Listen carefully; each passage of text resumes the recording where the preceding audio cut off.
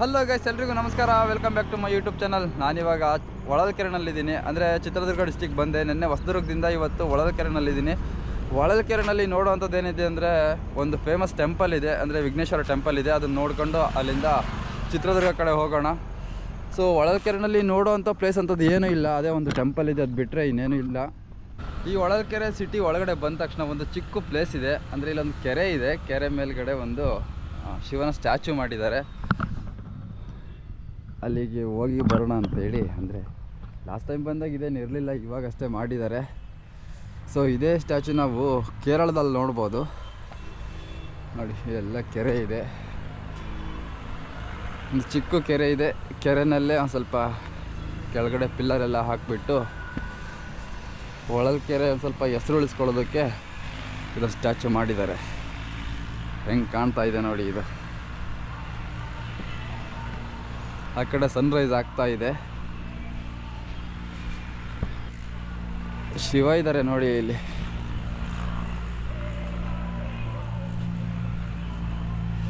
ಚೆನ್ನಾಗಿದೆ, ಮೇಲ್ಗಡೆ ನೋಡ್ತಾ ಇದ್ದಾರೆ ಶಿವ. ಸೊ ಈ ಕಡೆ ಎಲ್ಲ ಬಂದರೆ ಈ ಹೊಳಲ್ಕೆರೆ ಅಂತಾರಲ್ಲ, ಇದೇ ಅನಿಸುತ್ತೆ ಕೆರೆ ಅಂದರೆ. ನೋಡಿ ಎಷ್ಟು ದೊಡ್ಡದಿದೆ ಕೆರೆ. ಸೊ ಆ ಕಡೆ ಎಲ್ಲ ಕೆರೆಯಿಂದ ಆ ಕಡೆ ಸಿಟಿ ಇದೆ. ಇಲ್ಲಿ ಒಂದು ಶಿವನ ಸ್ಟ್ಯಾಚು ಇದೆ. ನೈಟ್ ಟೈಮ್ ಇಲ್ಲಿ ಲೈಟೆಲ್ಲ ಆನ್ ಮಾಡ್ತಾರೆ ಅನಿಸುತ್ತೆ, ಚೆನ್ನಾಗಿ ಕಾಣುತ್ತೆ. ಬಟ್ ನಾನು ಇವಾಗ ಬೆಳಗ್ಗೆ ಬಂದಿದ್ದೀನಿ. ನೋಡಿದ್ವಲ್ಲ ಈ ಶಿವನ ಸ್ಟ್ಯಾಚು ಹೊಳಲ್ಕೆರೆನಲ್ಲಿ.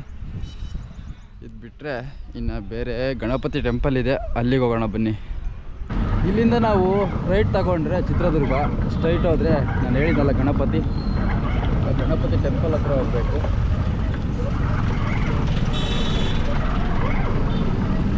ಇನ್ನೂ ಹೊಳಲ್ಕೆರೆನಲ್ಲಿ ಜನ ಇವಾಗ ಎದ್ದು ಹೊರಗಡೆ ಬರ್ತಾ ಇದ್ದಾರೆ. ಸೊ ಇಲ್ಲಿಂದ ಸ್ಟ್ರೈಟ್ ಹೋದರೆ ಗಣಪತಿ ಟೆಂಪಲ್ ಅಂತೆ.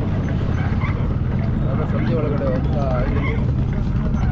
ಇದೇನೇ ಗಣಪತಿ ಟೆಂಪಲ್ಲು.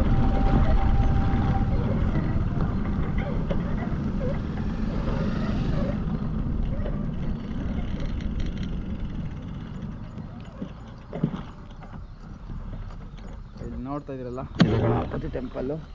ಸೊ ಇವಾಗ ಹೊಳಲ್ಕೆರೆನಲ್ಲಿ ತುಂಬ ಫೇಮಸ್ ಆಗಿರುವಂತಹ ಒಂದು ಗಣೇಶನ ಟೆಂಪಲಿಗೆ ಬಂದಿದ್ದೀನಿ. ಇದ್ರ ಇತಿಹಾಸನೂ ಕೂಡ ತುಂಬ ದೊಡ್ಡದಿದೆ ಅನಿಸುತ್ತೆ. ಅಲ್ಲಿ ಬೋರ್ಡ್ ನೋಡ್ತಾ ಇದ್ರೆ ಗೊತ್ತಾಗುತ್ತೆ. ಸೊ ಇಲ್ಲಿ ಅರ್ಚಕರಿದ್ದಾರೆ, ಇದ್ರ ಬಗ್ಗೆ ಇವ್ರ ಹತ್ರನೇ ಕೇಳಿಬಿಡೋಣ. ಅಣ್ಣ, ಇದು ಯಾರು ಸ್ಥಾಪನೆ ಮಾಡಿದ್ದು ಅದೆಲ್ಲ? ಇದು ಮದಕರಿ ನಾಯಕರ ಭಾಮೈದನ ಗೊಲ್ಲೆಪ್ಪ ನಾಯಕ ಅಂತೇಳಿ ಸ್ಥಾಪನೆ ಮಾಡೋದು. ಇದು ವಿಶೇಷ. ಇದು 1475ರಲ್ಲಿ ಸ್ಥಾಪನೆ ಮಾಡೋದು. 1475ರಲ್ಲಿ ಪಾಳ್ಯಗಾರ ಕಾಲದಲ್ಲಿ ಚಿತ್ರದುರ್ಗ ಪಾಳ್ಯಗಾರ ಕಾಲದಲ್ಲಿ ಸ್ಥಾಪನೆ ಮಾಡೋದು. ಇದು ಬಯಲು ಗಣಪತಿ ಅಂತ ಹೆಸರುವಾಸಿ ಜಾಸ್ತಿ. ಬಯಲು ಗಣಪತಿ ಅಷ್ಟು ಬಯಲಾಗಿತ್ತು ಗಣಪತಿ. ಇತ್ತೀಚೆಗೆ ದೇವಸ್ಥಾನ ಆಗಿರೋದು. ಈಗ ಒಂದು 25 ವರ್ಷ 30 ವರ್ಷ ಆಗಿದೆ ಸ್ಥಾಪನೆ ಮಾಡಿ ದೇವಸ್ಥಾನ ಪೂರ್ತಿ ಬಯಲಾಗಿತ್ತು. ಹಂಗಾಗಿ ಇದನ್ನು ಬಯಲು ಗಣಪತಿ ಅಂತಲೇ ಕರೆಯೋದು ಜಾಸ್ತಿ. ಅಂದರೆ ಅವ್ರ ಮದಕರಿ ನಾಯಕರು ಇದನ್ನು ಏನಕ್ಕೆ ಸ್ಥಾಪನೆ ಮಾಡಿದ್ದಂತ ಏನಾದರೂ ಇತಿಹಾಸ ಗೊತ್ತಾ? ಅದು ಗೊತ್ತಿಲ್ಲ. ಹಿಂದ್ಗಡೆ ಜಡೆ ಇದೆ ಗಣಪತಿಗೆ, ಅದು ಇತಿಹಾಸ ಗೊತ್ತಿಲ್ಲ. ಜಡೆ ಇದೆಯಾ? ಜಡೆ ಇದೆ ಗಣಪತಿ. ಹಾಂ ಹಾಂ ಹಾಂ. ಹಿಂದೆ ಬಂದಿತ್ತು ಜಡೆ. Okay okay. ಈ ಗಣಪತಿನಲ್ಲಿ ಒಂದು ಡಿಫ್ರೆಂಟಾಗಿ ಏನು ನೋಡ್ಬೋದು ಅಂದರೆ ಒಂದು ಜಡೆ ಇದೆಯಂತೆ ಈ ಗಣಪತಿಗೆ. ಓ, ಜಡೆ ಇದೆ ಅಲ್ವಾ? ಇಲ್ಲಿ ನೋಡಿ, ಹೆಣ್ಮಕ್ಳಿಗೆ ಯಾವ ಥರ ಜಡೆ ಹಾಕ್ಕೊಂಡಿರ್ತಾರೋ ಆ ಥರ ಜಡೆ ಇದೆ ಈ ಗಣಪತಿನಲ್ಲಿ. ನಾವೆಲ್ಲ ಕಡೆ ಸುಮ್ಮನೆ ಕೂರ್ಲು ಬಿಟ್ಕೊಂಡಿರೋದು ನೋಡ್ಬೋದು, ಬಟ್ ಇಲ್ಲಿ ಇದಿದೆ. ಇದು ಸ್ತ್ರೀ ರೂಪ ಅಂತೇಳಿ, ವಿಘ್ನೇಶ್ವರ ತಾಯಿ ರೂಪ, ಪಾರ್ವತಿ ಜಡೆ ಅಂತೇಳಿ ಕರೀತಾರೆ. ತಾಯಿ ಮಗನ ತೊಡೆ ಮೇಲೆ ಕೊಂಡಿರೋದು ಆ ರೂಪದಲ್ಲಿ ಗಣಪತಿ ಕೀರ್ತಿರೋದು. ಹಾಗಾಗಿ ಇದನ್ನ ಜಡೆ ಗಣಪತಿ ಅಂತ ಹೇಳಿ ಕರೀತಾರೆ. ಇಲ್ಲಿ ವಿಶೇಷ. ಇದು ಹಿಂದ್ಗಡೆ ತಾಯಿ, ಮುಂದ್ಗಡೆ ಮಗ. ತಾಯಿ ಮಗನ ತೊಡೆ ಮೇಲೆ ಕೊಂಡಿರೋದು ಆ ರೂಪದಲ್ಲಿ ಗಣಪತಿ ಕೀರ್ತಿರೋದು. ಇದು ಏನಕ್ಕೆ ಅಂತಂದ್ರೆ, ಗಣಪತಿಗೆ ಮಕ್ಕಳಾಗ್ಲಿಲ್ಲ ಅಂದ್ರೆ ಓದು ಬರ ಕೆಲಸ ಕಾರ್ಯ ಏನೇ ಕೆಲಸ ಬೇಕಿದ್ರೆ ಗಣಪತಿಯಲ್ಲಿ ಸಂಕಲ್ಪ ಮಾಡ್ಕೊಂಡು ಹೋಗ್ತಾರೆ. ನಮ್ ಕೆಲಸ ಆಯ್ತು ಅಂದ್ರೆ ಹಿಂದ್ಗಡೆಗೆ ಜಡೆ ಬೆಣ್ಣೆ ಹಚ್ತೀವಿ ಅಂತೇಳಿ. ಇಲ್ಲೇದು ವಿಶೇಷ ಇದು. ಅಂದರೆ ಕೆಲಸ ಕಾರ್ಯ ಎಲ್ಲ ಸಿದ್ಧಿ ಆದರೆ ಇಲ್ಲಿ ಬಂದು ಜಡೆಗೆ ಎಣ್ಣೆ ಹಚ್ಚೋದು, ಬೆಣ್ಣೆ ಹಚ್ಚೋದು ವಿಶೇಷ ಇಲ್ಲಿ. ಇಲ್ಲಿ ಪದ್ಧತಿ. ಓಕೆ ಓಕೆ, ಚೆನ್ನಾಗಿದೆ. ಈ ಗಣಪತಿ ವಿಗ್ರಹ ಏನಾದರೂ ಬೆಳೆಯುತ್ತಾ ಇದು? ಕಿತ್ತರಿದ್ದೀವಿ 1475ರಲ್ಲಿ ಸ್ಥಾಪನೆ ಮಾಡೋದು. ಇಲ್ಲಿ ನರಸಿಂಹಸ್ವಾಮಿ ಕೂಡ ಇದ್ದಾರಾ? ನರಸಿಂಹಸ್ವಾಮಿ ಅಂತೇಳಿ ಮದಕರಿ ನಾಯಕನ ಬಾಮಿದನ ಗುಲೆಪ್ಪ ನಾಯಕ ಅಂತೇಳಿ ಸ್ಥಾಪನೆ ಮಾಡಿದ್ರು. ಹ್ಞೂ ಹ್ಞೂ ಹ್ಞೂ ಅವರ ಕುಲದೇವರು ಮದಕರಿ ನಾಯಕನ ಬಾಮಿನ ಗುಲೆಪ್ಪ ನಾಯಕ ಅಂತಿರಲ್ಲ, ಅವರ ಕುಲದೇವರು ಉಗ್ರನರಸಿಂಹ ವಿಶೇಷ. ಇಲ್ಲಿ ಇನ್ನೊಂದು ವಿಶೇಷ ಅಂತಂದ್ರೆ ಗಣಪತಿ ಮುಟ್ಟಿ ನಮಸ್ಕಾರ ಮಾಡೋದೇ ವಿಶೇಷ. ಗಣಪತಿ ಮುಟ್ಟಿ ನಮಸ್ಕಾರ ಮಾಡ್ಬೋದಾ ಇಲ್ಲಿ? ವಿಶೇಷ. ಬೇರೆ ಕಡೆ ಎಲ್ಲೂ ಮುಟ್ಟಕ್ಕೆ ಕೊಡಲ್ಲ. ಹೌದೌದು. ನಮಸ್ಕಾರ ಮಾಡೋದೇ ವಿಶೇಷ ಗಣಪತಿದು. ಹಾಂ ಹಾಂ. ಇದು ಏಕಶಿಲಾ ಮೂರ್ತಿ ಅಂತೇಳಿ ಒಂದೇ ಕಲ್ಲಲ್ಲಿ ಸ್ಥಾಪನೆ ಮಾಡಿದ್ದಾನೆ. ಎಷ್ಟು ಅಡಿ ಇದೆ ಇದು? 14 ಅಡಿ ಇದೆ. 14 ಅಡಿ ಇದೆ.